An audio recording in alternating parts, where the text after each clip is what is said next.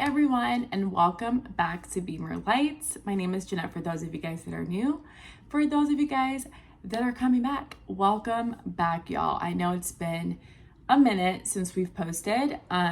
We've just been sitting out with God and just, following his leading. Most importantly, we don't ever feel the need like we have to turn the camera on and start talking.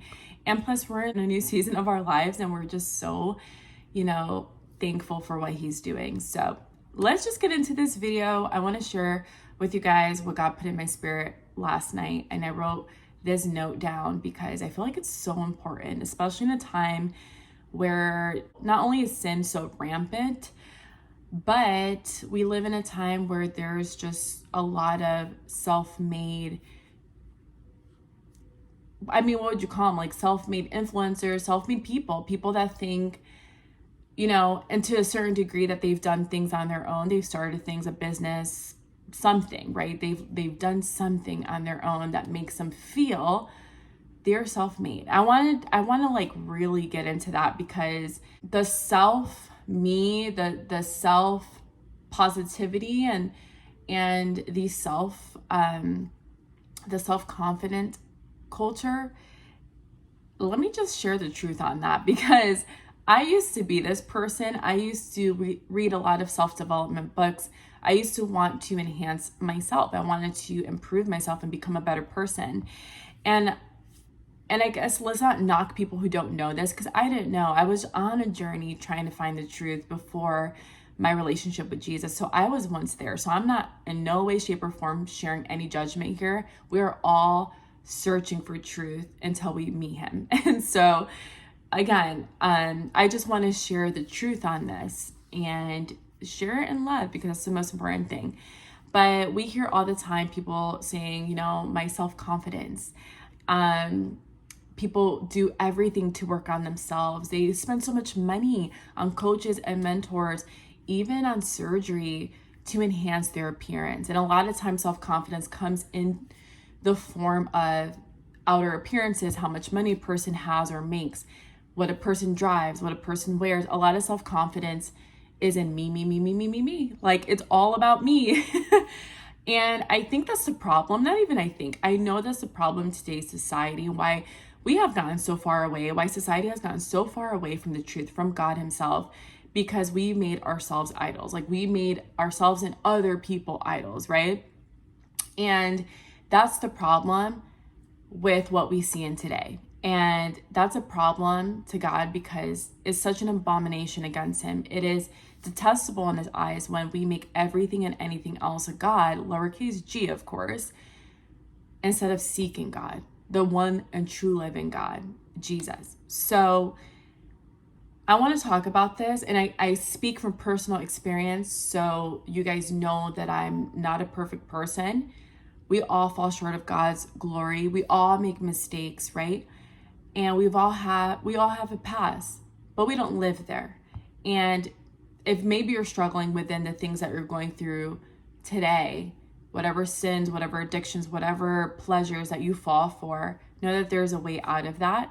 You're not stuck to what you desire as far as the flesh. I know that because I've gone through some things where God has delivered me from and I don't deal with it anymore.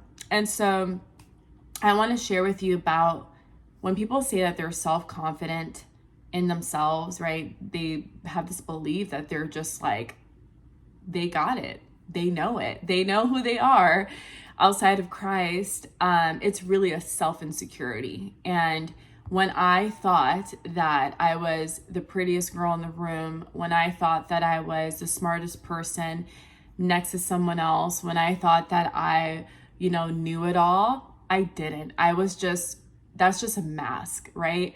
And don't get me wrong. There's some smart people out there. There's beautiful people out there. There is, intelligent people, right? They have an intelligent mind. But even then, it can be masked in insecurity. And when we walk in our insecurities, but we cover it by saying that is a confidence, we're only deceiving ourselves. We're being deceitful and we deceive other people.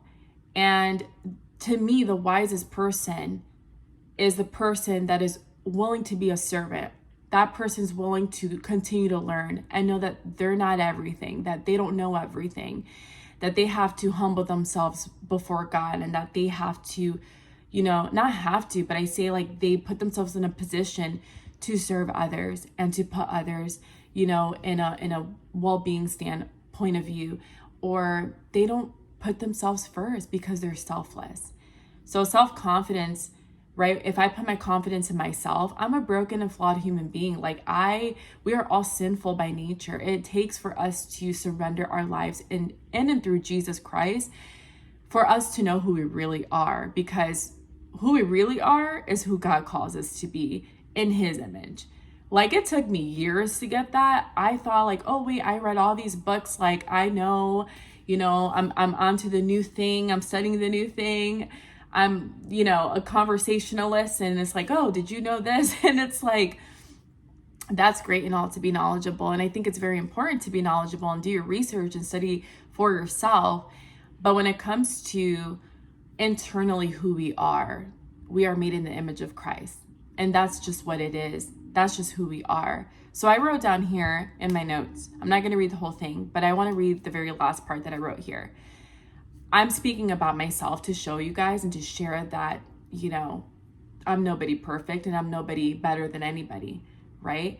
And so I wrote, until I met Jesus alone in my room one day, crying in despair. I was so broken. I was in heartbreak. I was just going through seasons and seasons of the wilderness, really, seasons of my life where I was just going through the same thing. And I didn't know who I was. Once I surrendered myself, my life to Jesus, he began to show me who I was all along in him. I was made and created to serve him and him alone. Until I grasped that revelation, until I surrendered my life to Jesus, until I walked in relationship with him and gave him everything. To this day, it's a relationship with him. I was just lost, confused, broken, trying to do things in my own strength and abilities.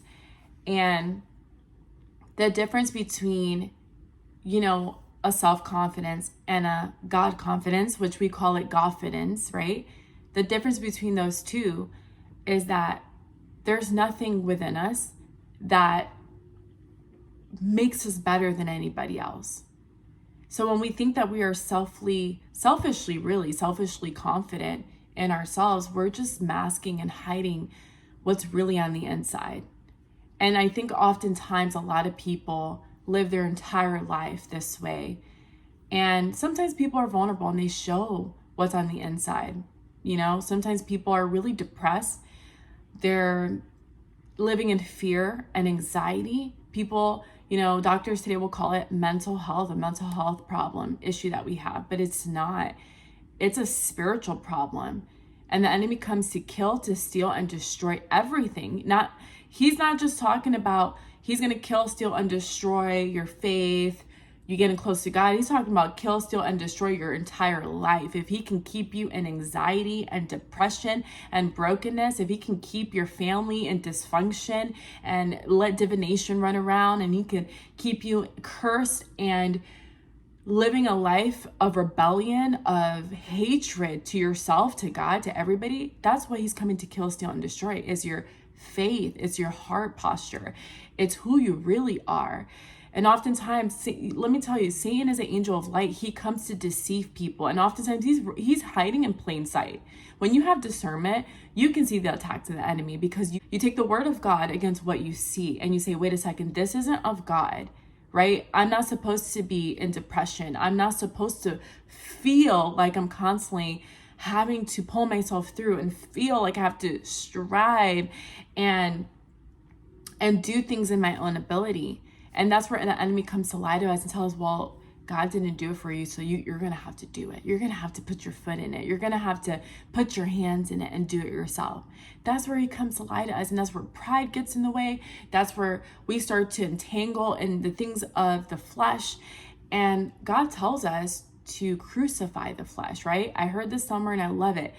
You cannot rebuke the flesh. You have to crucify the flesh and pick up your cross and follow Jesus. And that comes with putting in the work, doing the faith work.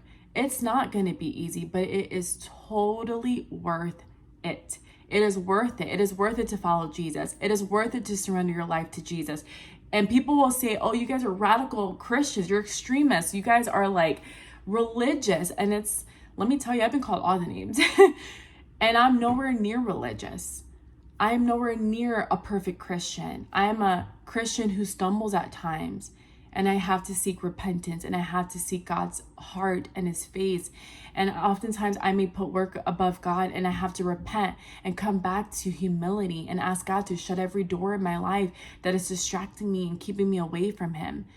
So it goes to show you that the world is so lost and in confusion and running in this sin that breaks them apart. And then they have to lie to themselves. Satan makes them lie to themselves that they have to get more money, make more money. They have to be in this relationship. And if it doesn't work, you go into the next one or you divorce. And because you want your own life, you don't want to do the marriage thing anymore. Satan comes to lie to people and deceive them to believe they are who they really aren't. Let me say that again. The enemy comes to try to make you feel and think and believe that you are what you are not. I know, I've been there. And so if we allow him to continue to lie to us, really, the Bible tells us you will know them by their fruit. You can look at a person's life. If you have discernment, you have the gift of discernment, you can look at a person's life, you can look at people, you can look at certain things through the lens of discernment. And you can say, wow, like they're saying one thing, but their life shows another. And that's really where God teaches us. This is why you have to be in the Word so much, because when you're in the Word, you see clearly in the spirit realm. You can see things so clearly. You can hear how things are clearly because God's leading your life. When God's not leading your life, everything is a blur, confusion comes in, a lot of deception lives there, and that's where the enemy tries to keep people. And oftentimes in unforgiveness, when God calls us to forgive, right? And so I share this today because I believe in the importance of a confidence. I believe when I pray to God, I ask God, give me your confidence. That when I speak, your words flow through me. When I speak, I know that you are backing me up. I know that where I go, you are with me. It's a faith and level of confidence in Jesus, not in myself. And that's what really changed my life. That really had my eyes open up, because I said, wait, there's nothing that I can do that makes me, I can do all the things in this life without God, and I can make all the money, I can have all the friends, I could have like everything that I ever wanted.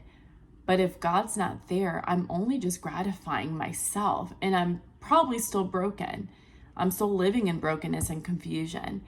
And so if that's you today, know that you're never too far gone. You're never too late to receive the gift of salvation, the gift of God's grace. He gives all of himself to us freely. The only factor that keeps us away from him is ourselves. We have to step into a heart posture of humbling ourselves, surrendering ourselves, and inviting him into our lives, our hearts, and saying, God, I need you. There's nothing in this world that I can do without you. I don't want to do life without you because I don't know anything.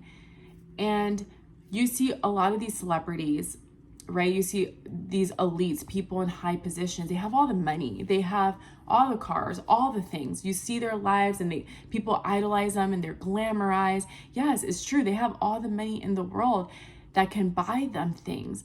But do you really think majority of these people are happy deep down inside? And their happiness may be fulfilled by making more money, by dating more people, by buying more things, by, people idolizing them. And even then, there's always root causes to everything. When I thought I was happy, I wasn't. It was just a facade. I was just putting on a smile in my years prior, making people think that I was happy. But in reality, deep down inside, I was internally wounded by unforgiveness. I was internally wounded by rejection and fear and shame and guilt from the things I've gone through and the things I've done. It took for me to surrender everything throughout years past to today to give unto the Lord, that he will free my soul. A lot of people's souls are chained up, and they mask it by making more money, like I said, by They just lie to themselves. And really, really, the news is that Satan is lying to them. Satan is deceiving them, and he uses weak people in their flesh, right? God is a God of relationship. If he desires a relationship with us, imagine how much more he desires us to build relationships outwardly. He says we're in the world, but we're not of it. We're not made of the world and the brokenness and darkness that Satan lies around and parades in. He says we're in it to be the light. And our lives should be a living reflection of Jesus. If it's not, then that's very questionable. And so you either serve one of two masters. You serve the love of money, which Satan runs and rules, or you love God. God never said money was bad. He says the love of it leads to the root of evil. So it's not to say don't ever get a job, don't provide for your family. He's saying no, money is important, it's a transaction, and it helps to provide, right? But it's putting God first, and God provides everything else. And I share this today because if you think that you have a level of self-confidence, I'm sorry to share this with you, my friend, but I pray that this touches and blesses you today to open your heart and receive that we have to give our insecurities to God. Because where we think we're the most strong in outside of God is just masked insecurity. And we need to be secure in Jesus because he's everything. And the question I leave you with today is, if you were to be gone tomorrow, where do you think you're going? Are you meeting and standing face to face with our Father? Are you going to meet him? Or are you going down the other way? Are you going down to Satan's camp, to hell? These are the questions that we have to ask ourselves that make us actually change, radically transform in God. My life has gotten better serving Jesus. I mean, before God and my relationship, I knew about God. I went to church, but I didn't have a personal encounter and relationship with him.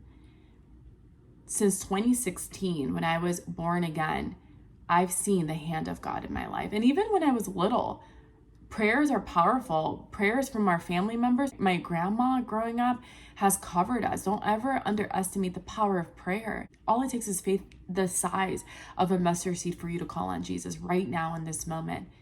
And God hears you. And God will come through for you on your behalf. He's waiting for you to come through. And so I encourage you guys with this word, send this to somebody today who needs to hear this. And I pray this blesses you, and I will talk to you guys soon. God bless you.